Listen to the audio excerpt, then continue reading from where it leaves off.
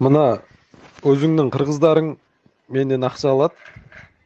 3 миңден кар күрөөгө акча алат адамга.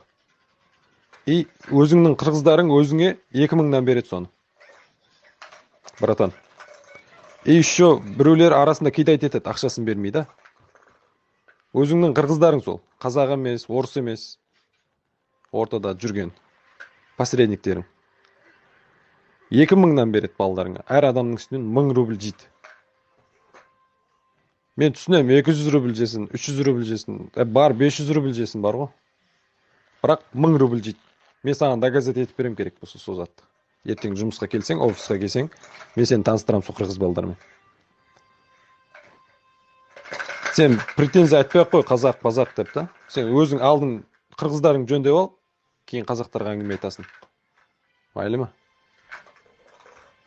Әркім өзін зеркалада көру керек бірінші. Біреуге әңгіме айтпастан алдын. Сен өзің көріп ал зеркалада.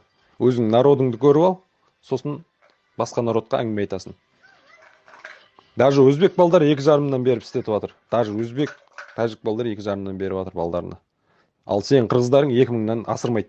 2 мың, 1800-ден берет керек болса. Мен доказать етіп берем сол затты саған. Сначала өздеріңіз жөндеп алыңдар, кейін басқаларға әңгіме айтасыңдар.